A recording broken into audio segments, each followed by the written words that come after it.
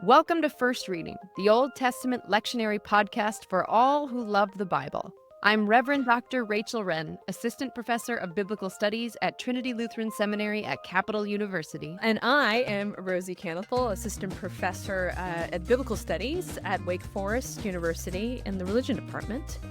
And I guess that makes me Reverend Dr. Tim McNinch, teaching Hebrew Bible at Christian Theological Seminary. And the three of us are here together, missing our dear friend Paul, who's under the weather today. Oh, poor Paul. But we're going to have a party even without Paul. Yeah. We'll do our best, at least. That's right. And what better That's time to best. have a party than Lent, right? Nothing says party like Lent 5, I tell ya.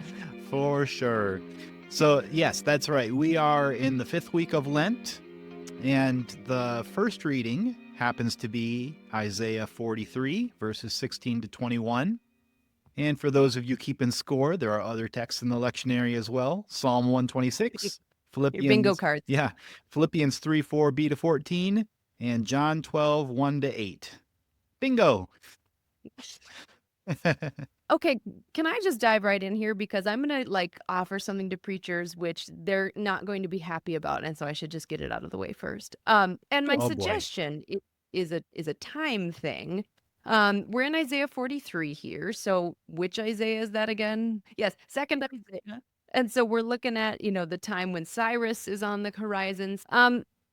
There's not we're not deep into second Isaiah at this point. If you go back to Isaiah 40, that's the beginning of second Isaiah.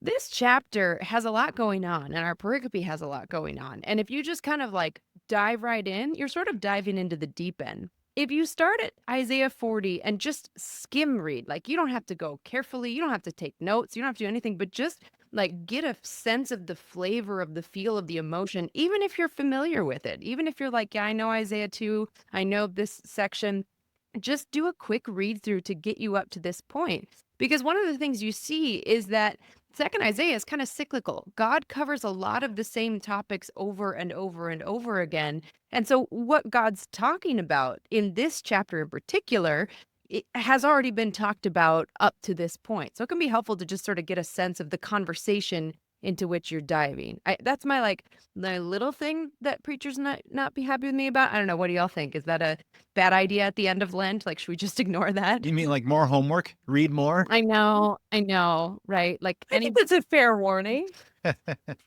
Anybody who's taken a class with me would not be surprised that I'm you know what you should do? Read more. It's not Right. That's not a shock to people.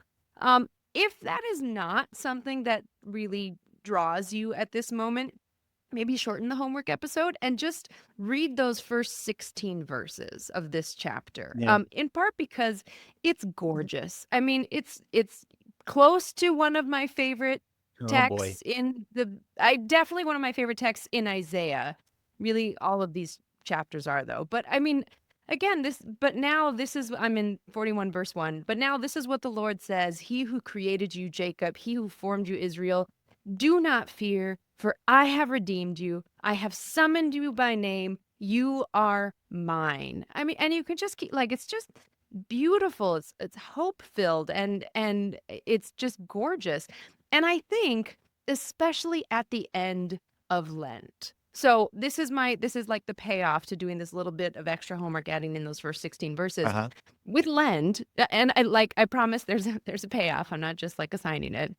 But, so if you start at Ash Wednesday kind of smacks us in the face with mortality, and it's beautiful. It's one of my favorite services, of all of the services in the church year. But then we move straight from that to Lent, where we focus on fasting and penitence and prayer, which again is all good, but can be difficult. It can be, a slog is too strong of a word, but it's a lot going on, even as the weather's getting more beautiful. But now, here in the 5th Sunday of Lent, we are close.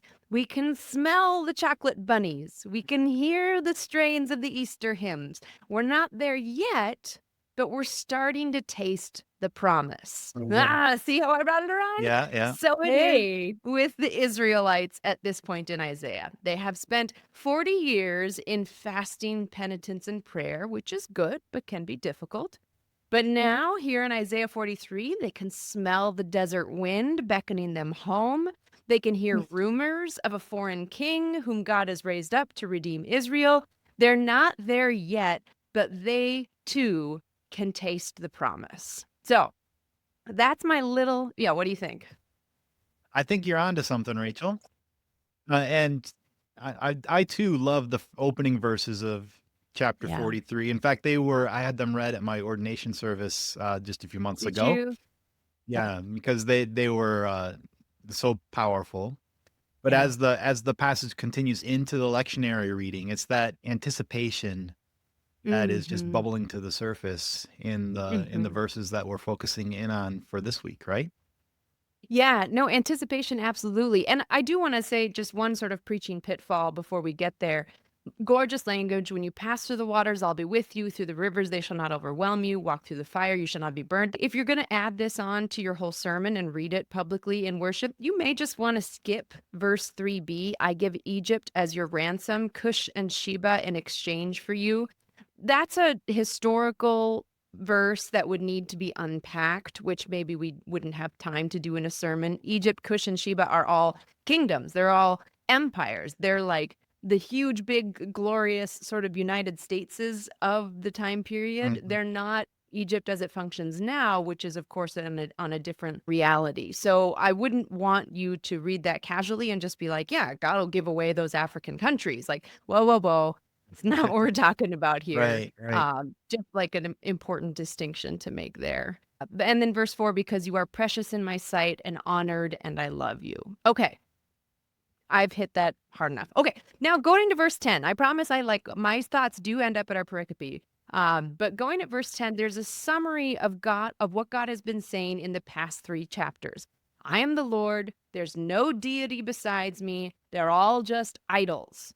Or if you're going to put this in secular terms, I am the Lord, hear me roar, or something like that. When we get to verses 16 to 17, it's sort of like that's where we get into the shift of this chapter. Everything up to this point has sort of been repetition of what's been going on in 2nd Isaiah. Mhm. But then verses 16 to 17, something really interesting happens. Verse 16, there's a rehearsal of God's action in Moses' time, not like a play rehearsal, but like rehearsing it, going over it, Yeah. saying it again. Exodus 14 and 15, right? Yeah, exactly. So it's like you know something about that passage or something, Jim. And that was like the action, right? Like the Exodus moment, specifically the going through the sea part, that was the lifting up of the mighty hand and the outstretched stretch of the arm, or whatever the phrase is. It was the evidence of God's ability and desire and prowess to rescue God's people, to come to their help in time of need. It would make sense that that's mentioned here, right? Mhm. But then what immediately does it say in verse 17? Don't Yeah. remember it. Do not remember. Do not Right. remember the former things or consider the things of old. So why would you remind us of one of the old things if what you want us to do is move past it? Like there's not a whole lot Amen. of sense here at first blush. Part of it, I think, is that God is saying that this new liberative moment, which is going to happen in these exiled Judahites' lives, this new liberative moment is going to eclipse even that mighty act of old. Now, don't go supersessionist on me. We are still in the Hebrew Bible. This is not saying Sinai doesn't count anymore. This is still Israelites and their descendants. But more importantly, this new liberative moment, in this moment, the people themselves are going to be altered by God's new action. So roll with me here real quick. What is the Hebrew word for to remember? That's the irony, right? I can't remember it, but what is it? When my students can't remember something, I make them say, "Oi, shafrati." I've forgotten.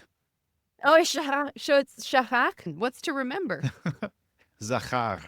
There, okay, I thought it was zachar.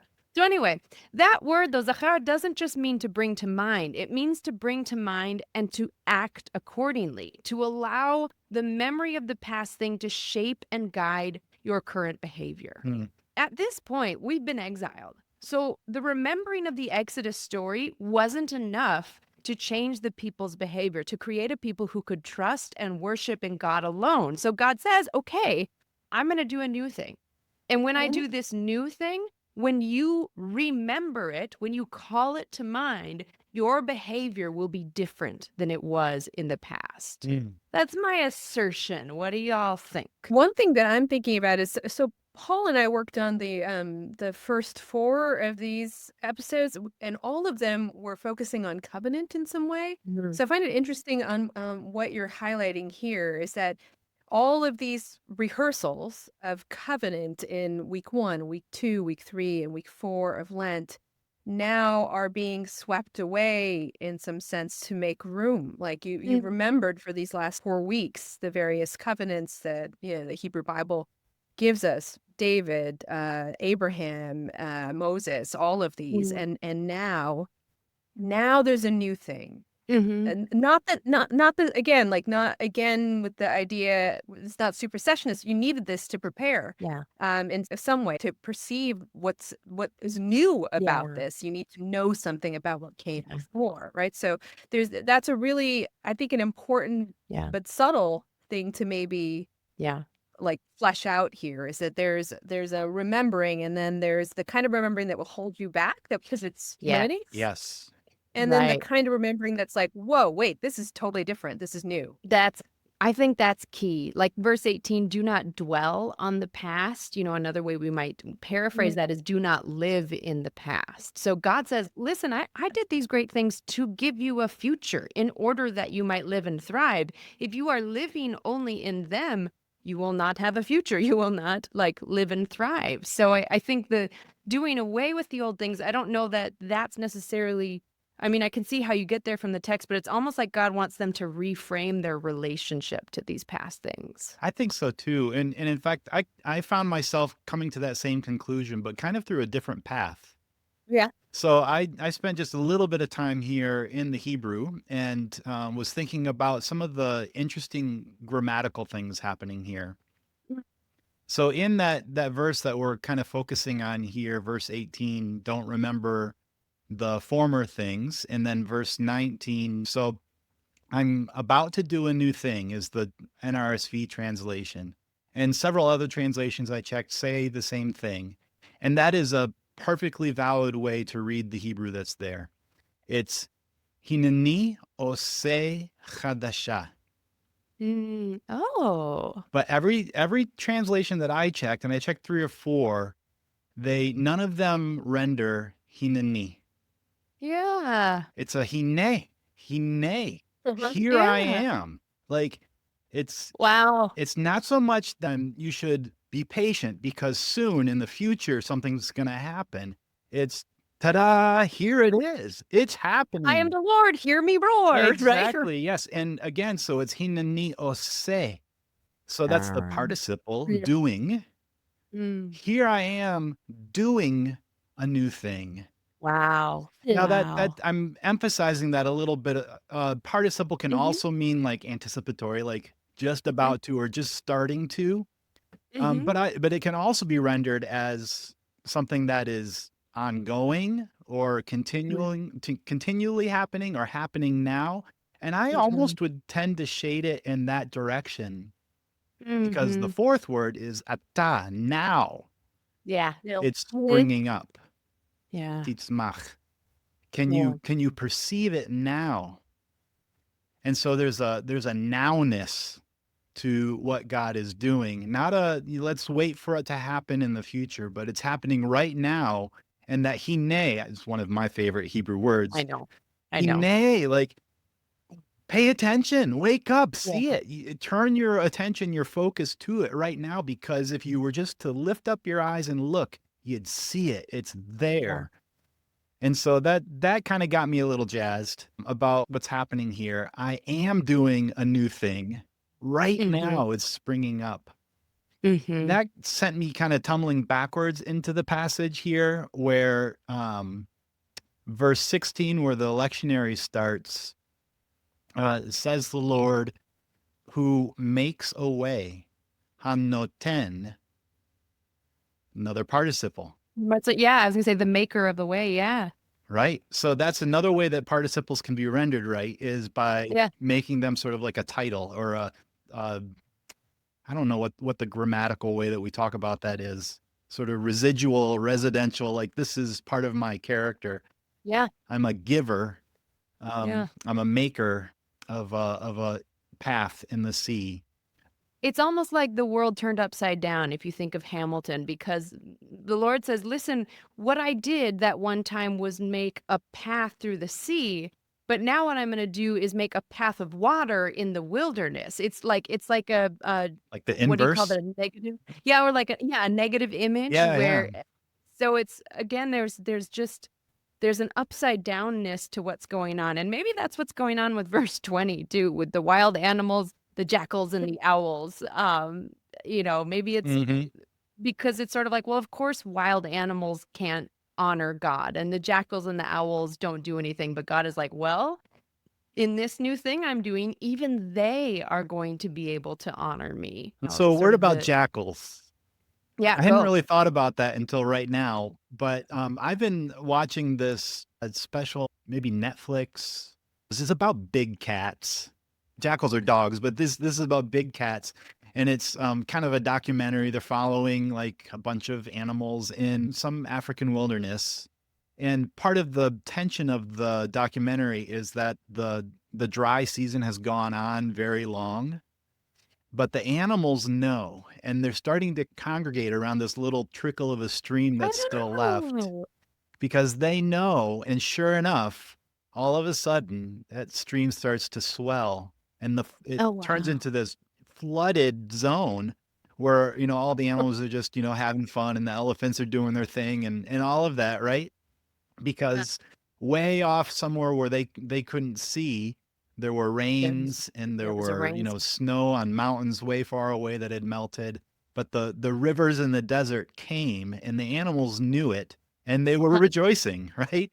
Ah, And I that's wonder if amazing. that's Yeah. part of the picture here, because that happens in Southwest Asia as well, in the Yeah. wadis seasonally flood and fill with water, Yeah. and they're not only just a new thing, but a renewal, like a seasonal Yeah. renewal.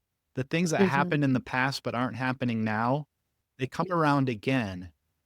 Mhm. And so when God says, I'm the one who makes, like, habitually Yeah. a way in the That's water and paths, and that I give water in the wilderness, I give rivers in the desert, like that participial action of bringing newness around and around and around.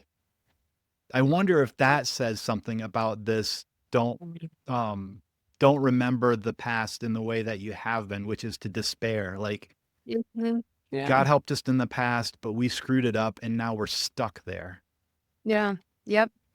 Yep. But God says, I am doing chadashah, Mhm. which could be Mm. a new thing, but I wonder if it's like newness, like in the way Yeah. that I am a um, maker of paths through the Mhm. sea. I am a doer of renewal. Like, that's who New I am. You can that's see it lovely. in the rivers in the wilderness. They come Yeah. season after season, year after Yeah. year. In that same way, what I did before for your people, I'm doing again right now, if you'll Yeah. just recognize it.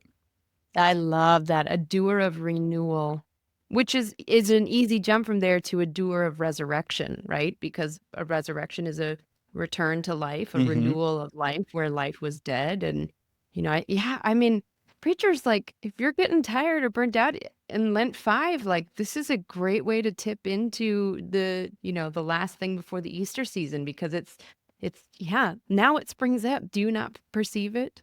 You don't even have to use the word participle in your sermon, but you can still talk about this stuff. In fact, please Oh, don't. sure. The only people who will be happy if you do are the three of us here, and we won't find you there. I was actually thinking as you were talking about that, we were on spring break over here at Wake Forest, and so my daughter and I last night we watched Moana 2, Oh, no, I haven't seen it which yet. No I don't know. spoilers. So yeah, but yes, but if you're looking for an illustration, right, one of the major things that Moana is a way maker, right? Yeah, And so nice. that she's a way finder. Yeah, She's somebody who creates a way for her yeah. people. Like, I mean, there it could be like I was just like, oh, that's kind of interesting that we just watched this last night and Awesome. watched her making a way for her people, right? Yeah. So that's the second movie is about that, finding paths in the sea, Mhm. and Mm. leading. So I don't know. No, That was an interesting kind of image to have as I was listening to both of you expound on this. I love that. I like kind of refocusing this on who God is, Yeah. like part of Mhm. what God's character is like. Because it's Mhm. one thing, I don't know about you all, but I'm feeling somewhat overwhelmed by the chaos of our world right now and everything that's happening. And it's one Yeah. thing to like call out to God to like step in and do something, like give us a one-off like little help Yeah. Yeah. with something. But if part of what this passage is saying is pay attention to the kind of God that we worship, who is a Mhm. God whose very nature is one of renewal, Yes. and that the things that you may look wistfully or even regretfully upon, in the past, God can bring around that newness again, not as Mhm. like a one-off favor or something like that, but because that's who God is, that's what God does. And Yeah. that reflecting on that gives me a sense of hope that I'm not asking Mm. God to do something out of character. I Mhm. Please help us. But to do something in character by calling Yeah. on God to step in. No, I think that makes a lot of sense, and I think maybe then our call is to look for the wild animals, the jackals, the owls who are congregating around the stream, which looks completely empty to us right now, but they sense the thing budding up. And so, who are the people in our lives, or who are the animals, or the, whatever it might be, who give us that hope that the water is coming, the water is coming, the water is coming. Mhm. So, I think one nice thing about this liturgically too at the end of Lent is that it's then moving us toward Easter, right? yep, That renewal, that new life that yeah. is promised at the end of this season, right? That the various penances, disciplines that you may have taken up during these 4 or 5 weeks, that there is new life that's Mhm. come somewhere in there, even though, for many of us, we may have given up, started back up, however our journey might have been, Yeah. that all of us have the hope of some new life, no matter where we are in the journey. And that might be a hopeful thing for congregations to also Mhm. be reminded of in this first reading, Mm. which yeah, that continues, right? That theme Mhm. continues throughout these readings this week. I think that's a great point, Rosie. And I think that's a great point to, whatever direction your sermon takes, is that, like, in Isaiah 43, this hasn't happened yet. Like, the streams are not yet budding up. The chariots and horses are not yet squashed under the waves. Like, they are still waiting, but they are getting whispers of it. They are getting, again, they're waiting in the promise, and they're just starting to sense that promise may be realized. So if your people are waiting, if they're not there yet, like, that's okay. And this could be a really great text for them. So I think one of the pitfalls of this "I am about to do a new thing" is something that gets quoted out of Yeah. context quite a lot and becomes this, Mhm. just to me really a bit of an empty way of looking at newness, right? Our culture is obsessed with newness. Yeah, Yeah. right. The Uh-huh. newest thing around the corner, right? I mean, I think there is something there in the way that we maybe have reframed this, in Yeah. that it's not just looking for the next new thing, the Yeah. new fresh face, the new whatever to shift our attention. But there is a discipline in the remembering Yes. that these weeks of Lent have led us toward, and there's a different way that we're maybe looking at the newness that is springing forth here, Mhm.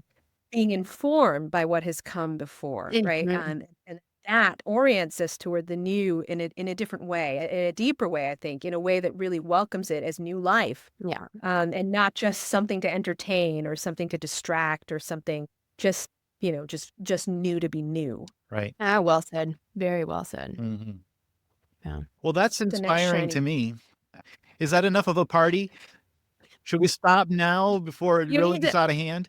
Our prayers are with you, preachers. We know you're at the end of Lent, and you've got a big week ahead. And just know that, yeah, we're praying for you. And hang in there. The water is coming. Watch the wild animal. Right. That's right. That's right.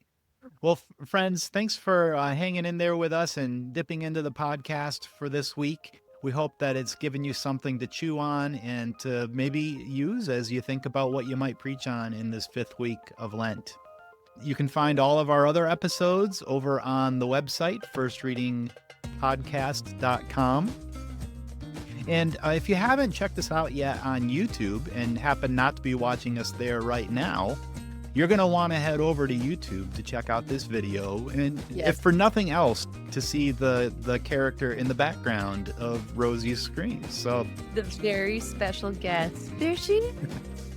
So take a look for us on YouTube. In fact, for a while now, we've been putting each week's episode on YouTube. If you're an audio listener, you can always find us on all the regular places where you get podcasts. And we look forward to being with you when we come around again next week. Until then, I'm Tim McNinch. I'm Rachel Wren. And I'm Rosie Candlepole. Happy preaching.